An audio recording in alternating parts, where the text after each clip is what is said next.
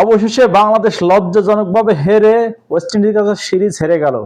2-0 ব্যবধানে West Indies series জিতে নিল। এখন বাকি আছে একটি ম্যাচ। এই ম্যাচটি হয়তো বাংলাদেশের এখন হোয়াইট অ্যাশ এড়ানোর লজ্জা থেকে মুক্তি দেবে যদি বাংলাদেশ জিততে পারে।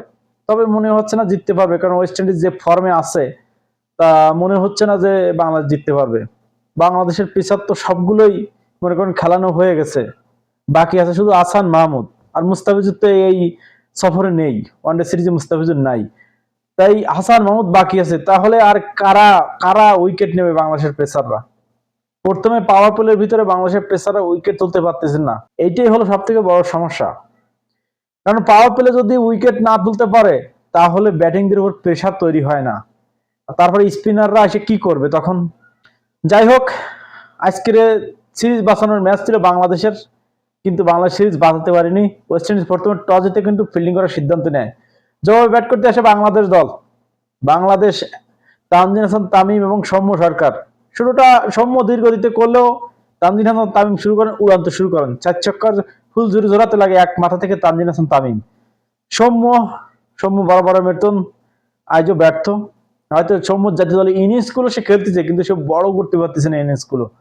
আজকের 5 বলে মাত্র 2 রান করে সৌম্য সরকার আউট। পরে সৌম্য সরকার আউটের পরে আসে আমাদের লিটন কুমার দাস। সেই লিটন কুমার দাস আবার সেই বড় বড় মতন ব্যর্থ।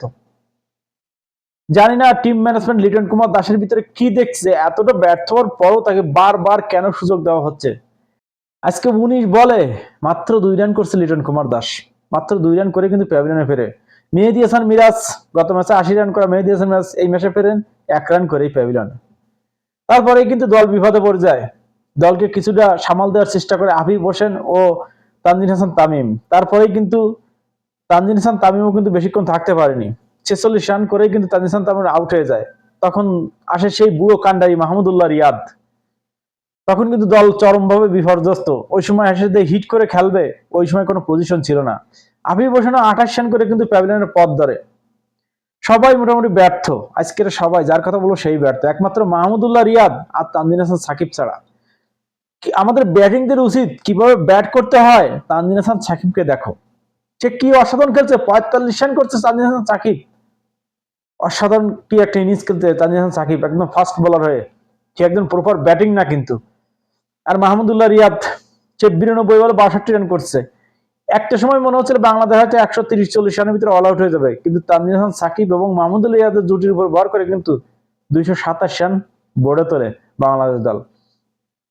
কিন্তু 227 রান বোর্ডে কাফি ছিল না বাংলাদেশ দলের জন্য।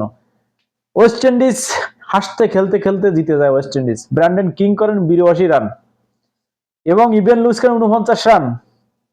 আর একটা কি একটা প্লেয়ার আছে নতুন, সে করে ওইরকম 45 রান। আর শেষ পর্যন্ত সে আগের ম্যাচে সেঞ্চুরিয়ান রাদারফোর্ড 25 রান করে অপরাজিত থাকে। তার সাথে থাকে সাইয়ব 7 রান করে অপরাজিত থাকে। মোটমাট 7 উইকেটের বিশাল জয় নিয়ে বাংলাদেশকে একেবারে লজ্জাজনক হার বরণ করতে হলো। বাংলাদেশ লজ্জাজনক ভাবে হেরে গেল। এখন বাংলাদেশ লাস্ট ম্যাচটা জিতে কি হোয়াইট অ্যাশ থেকে মুক্তি পেতে পারবে ওডিআই সিরিজে? ভিডিও যদি অবশ্যই ভালো লাগে থাকে আমার চ্যানেলটি সাবস্ক্রাইব করে পাশেই থাকবেন। আর যারা সাবস্ক্রাইব করেছেন তাদের জন্য অনেক অনেক শুভকামনা, ভালোবাসা রইল। তো ভাই বিরাদার অবশ্যই জানাবেন বাংলাদেশ কি পারবে হোয়াইট অ্যাশের হাত থেকে এড়াতে, লাস্ট ম্যাচটা জিতে? কমেন্ট করতে ভুলবেন না। ধন্যবাদ।